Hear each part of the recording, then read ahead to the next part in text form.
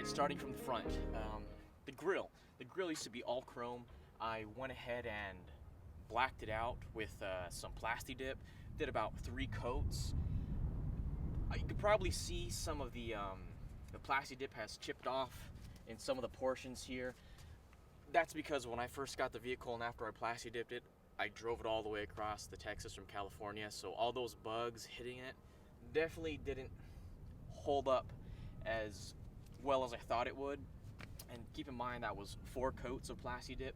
Even coated the emblem here, pretty basic in terms of just masking. I didn't do intricate cutouts or whatnot. I wasn't too concerned about overspray on kind of this mesh looking grill part here. I just went ahead and put some paper and masked what I needed to mask. The one thing that stands out about the front of the vehicle are these 2 shackles. If you really notice, you might have to get a little low depending on where you're looking from. But these 2 shackles are mounted to some aftermarket mounting points sold by Nissan. They do not come in a pair. They are sold individually, and I bought them for I think around $89 at the time. Probably the best investment in terms of recovery item for any stock Frontier, because as most of you Frontier people know, that the SV model, the S model, and I think even the Desert Runner, they don't come with the aftermarket recovery hook that the Pro 4X comes with, and that Pro 4X one is going to be mounted here on the passenger side. So this is a great alternative if you don't want to run that hook. You could mount a pretty big shackle onto here. I got them both sides. They bolt on, 2 bolts sent from the factory. Pretty awesome overall. I also upgraded the cam bolts because I did lift the truck 2.5 inches in the front and 2 inches in the rear. These aftermarket cam bolts I purchased from All Dogs Off-Road. Pretty solid cam bolt, really well-made construction, and you can really dial it in there to get the camber that you need and all the adjustments you need, especially if you're going off-roading or even if you're just lifting your truck in general. If you can see here, you can see where the shackle is mounted to the aftermarket recovery point right here. 2 bolts up there, and you could pretty much put whatever style you want. You could also put these in the rear, mind you, but I do have a hitch in the back, and that's where these would be going. Right, moving to the side of the vehicle, pretty stock rims, stock side view mirrors. The tint, I did get this tinted with 25% in the front and 15% in the rear. That includes the rear view windshield as well. Pretty good in my opinion. I value my privacy a lot, and especially when your car's parked in a place and you don't want people looking around. Upgrading to tint is pretty awesome. I'd also like to add that this tint is a ceramic coating, so I did pay a little extra just to have that heat protection, especially during the summer months here in Texas or even traveling. And overall, it does keep the overall temperature inside your vehicle relatively low. I find myself not using the AC as much during the summer, so that's also a plus. Coming down to the side of the tires, I do have Goodyear Duratrax stock size, but you can see that rough country leveling kit right there. 2.5 inches in the front and 2 inches in the rear. Overall, pretty solid. Highly recommended if you don't feel like upgrading your shocks right away. I know a lot of people go to the Bilstein shocks, the adjustable shocks, where they can, lift the vehicle whenever they want, but keeping to the stock style, I don't feel like dropping a bunch of money on suspension, especially when it's working well. There's also the case for the tires. Why'd you change the tires? Well, if you see the stock tires that come on the Frontier, not the best for kind of off-road application, but for city driving and whatnot, perfect tires. Moving around to the rear of the truck, the one thing that you could probably notice is no chrome. I did the same thing with the front. I Plasti Dipped them out the same day. Probably did about 2 coats on the lettering here, 2 coats on the Nissan badge, and for the bottom was a little tricky. Had to do a little bit more extra masking, but I did not remove the bumper, and I did not remove any of the plastic steps, or the step. It's one complete step. I didn't remove any of that. I just did some masking. There was a little bit of overspray, but with Plasti Dip, you can just get some rubbing alcohol or some compound remover or whatnot and just kind of rub that away. But since it's black, it didn't really bother me too much. It is starting to come off on some of the corners when you're power washing this, you got to be extra careful because the power washer can get in between that layer of plasti dip and that chrome, and it can lift up. Not a big deal to me. It's protecting it well. From a distance, you can't tell. If you're up close and personal and you really care about the chrome showing, probably a better option instead of plasti dip would probably just to be maybe sand it down and just spray paint it matte black if that's your thing. Probably take a little bit more time. Do have this reflective little American flag here, kind of goes with the whole thing, blends in. I do have a Kurt hitch here. I do not have the assembly for the tow lights or anything. Something that I do plan on getting soon. Not too many issues with the tailgate. The only thing that I do have a problem with is this little, I guess you want to call it like padding. Probably keeps it from rubbing and making noise. I don't know how this kind of came undone, but it sort of did. I tried stuffing it back up in there. I don't really feel like cutting it off.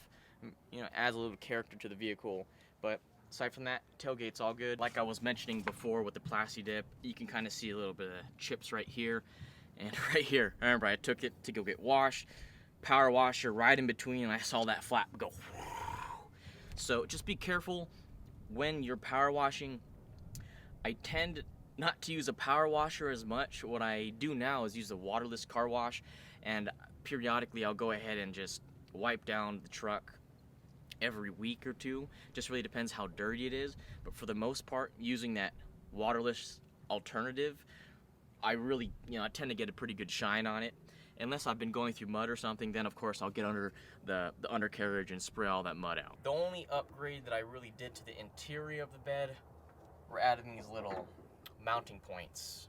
For those of you who get the stock model of the Nissan Frontier and probably even the Pro 4X, they come with these little dingy mounting hooks that are rated, I think, for like 200 pounds or something, but they didn't look that great, and there wasn't that much flexibility when it came to tying certain objects down.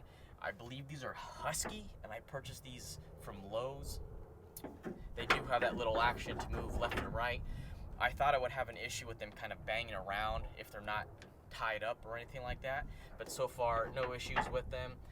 There are a little bit of a kind of rust from where the rubber is rubbing off, from it moving side to side when I have something tied down in here, but for 20 bucks, pretty good upgrade, I think, for any truck or for any Nissan Frontier. Change these things out. The one thing that I never see covered on trucks, especially the Nissan Frontier, are these tonneau covers.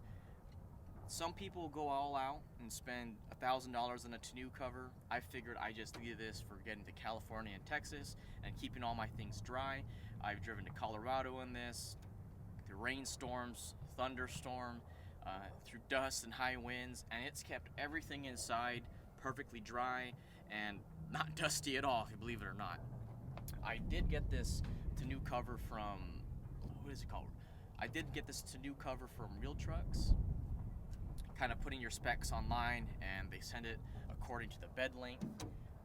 The cheapest option, I think this was about $300 for it, and it comes shipped, ready to go. And this is the soft rollable type, which is nice. So let's say you are moving some larger furniture, or if you have stuff in here that needs to pile up, you can just roll this up. Pretty nice, instead of having the foldable ones that collapse, because then, your view is obstructed if you got to fold it up past and you can't see anything out the back. This just rolls up right here. There are two clips that hold this in place.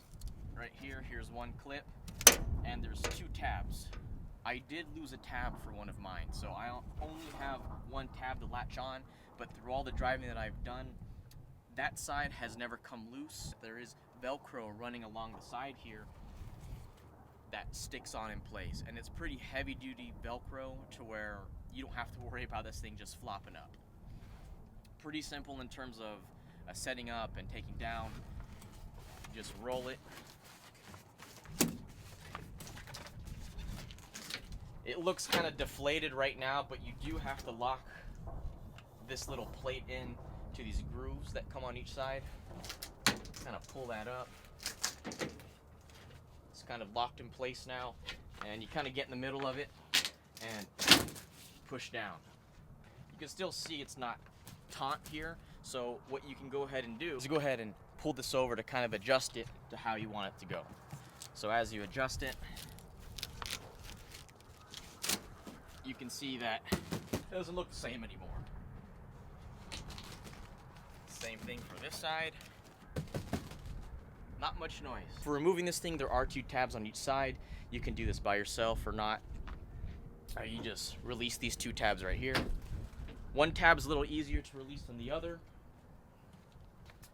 I suggest keeping a hand on top of here when you're releasing, because it will kind of snap up because of that tension. Just like that. And then rolling it up is a breeze too. Before I roll it up, I am going to close the tailgate and show you that your contents can be locked inside. But again, this isn't a foolproof protection system if someone wants to get inside, because they could just slash this thing. Tailgate closed like that. Pretty solid setup. Lock the tailgate. This thing's not opening. I mean, you can pull up on these tabs here to try to see inside, but they'd really have to want to get into your tailgate. Rolling this thing's up pretty easy, kind of like rolling a sleeping bag. Try to keep it as tight as you can and keep it as even as you can. Like a sleeping bag, some sides, you know, some of the material will start to go to the left or go to the right. So what you can do, if you start seeing more material come to you, go ahead and just kind of tap it in. No big deal. Rolls up nicely. Here's this little black tab again. I'm just gonna go ahead and latch it on, and there you go. Moving to the interior of the vehicle, nothing special, you know, keep your gloves, keep whatever you want. Stock. The only thing that I recommend doing, getting some floor mats, or that might be my bias, but I do, for every vehicle that I have bought in the past, I have gotten WeatherTech floor mats for the front and rear, and it has kept the carpet underneath pretty much pristine. I recommend it for everyone, easy to clean. I'm not sponsored by WeatherTech, but from the multiple vehicles I've had them on a Honda and a Mazda, worked great, and plus you can always resell them if you do get rid of the vehicle. Along the same lines of protecting your vehicle, purchase some seat covers. The Nissan Frontier, I've had a hard time finding seat covers that would fit. The only options that I had were pretty much buying some custom-made seat covers, and after reading various reviews, some people love them, some people don't, but many of the reviews that you find are for full-size trucks. And everyone has a Ford, everyone has a GMC or a Chevy, not everyone has Nissan Frontiers. So, and I also didn't feel like shelling out $300 just for the front seat, to either buy Carhartt or to buy some Covercraft ones. I did purchase some seat covers from Costco. They have this bundle deal for the front. The seat cover didn't really fit. It says it fits trucks. Good luck putting that seat cover on a F-150 or anything bigger than this, because they did not fit. And on top of that, as you know, the headrests for the Nissan Frontier are ridiculous. They're just wonky, too big. So when you try to get that headrest cover on, it's difficult and it looks weird. And it looks like you're wearing pants that are too small for you, pretty much. I went ahead and bought these Browning seat covers, kind of red, white, and blue with the camo on them. Bought them for about $40 at a local AutoZone. You can get these on Amazon, but in the cases of seat covers, I decided to purchase this in person because I didn't want to go through the hassle of returning. And if I could return, I just go right down the street. These things have been great. You can already see there's a stain there. Held up perfectly. The only nylon finish there is pretty much that goes around the vehicle. You do have this, I don't know what this material is, nylon. I don't really know if it's waterproof. It did stop that stain, but I'm not here to find out. This is emergencies. You're going on road trips or whatnot, or you're getting all muddy and you're all wet. Does its job, at least for me. All right, this is the way the seat covers look. You can see they're kind of baggy, don't have that perfect fit, but for me, this is my truck. I dig the camo, I dig the antlers, I dig the red, white, and blue, so there a go for me. You can see this is kind of baggy up here. It does come with a little drawstring to kind of tighten everything down, but that didn't really do too much. If you're really concerned, I know that people do wash these and dry them, and you could possibly get a snug fit, but I'll leave that up to you to do. If it doesn't bother you, leave it as is. Pretty stock Frontier. No fancy gauges, nothing. You know, your cargo lamps down here. Steering wheel's been the same. LCD screen's working pretty good. You know, I can see some of the plastic that's still on there.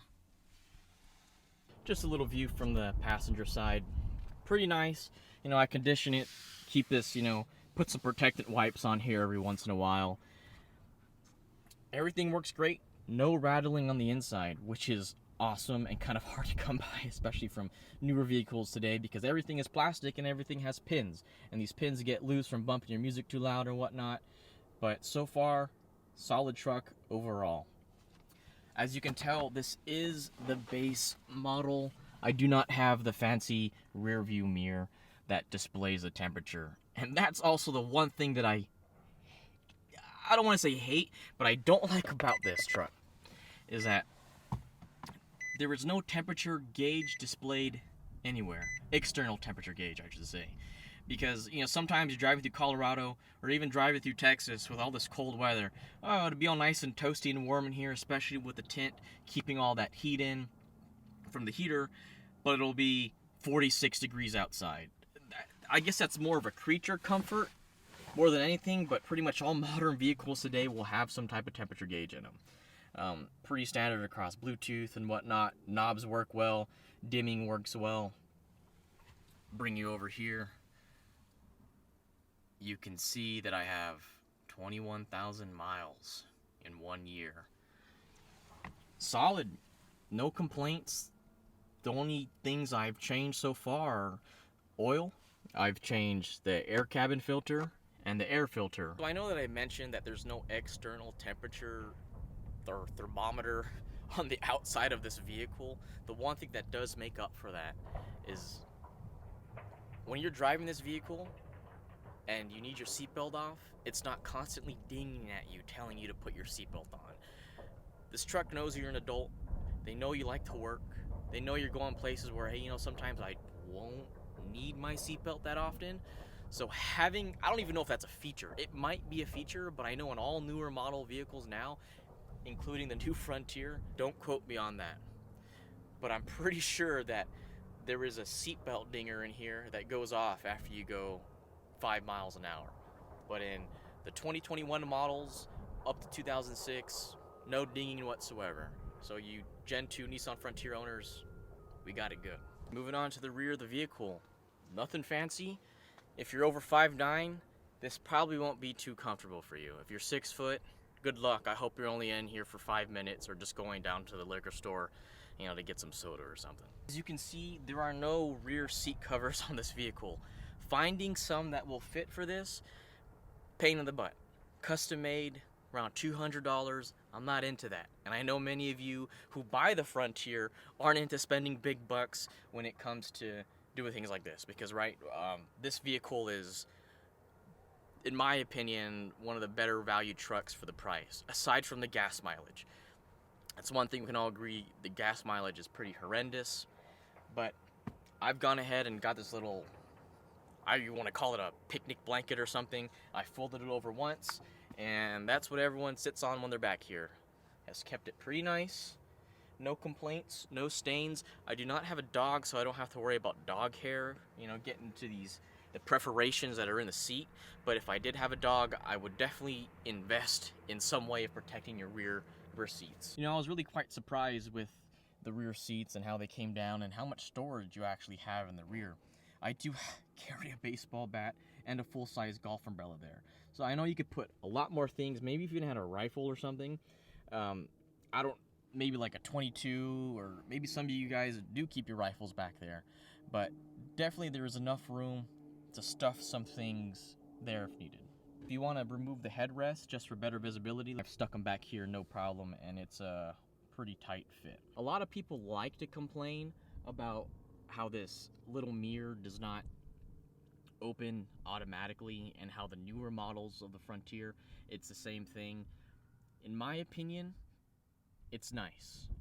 One less gadget I have running across the vehicle that could possibly go wrong if water gets in the system, or for whatever reason things just fry. Manual open.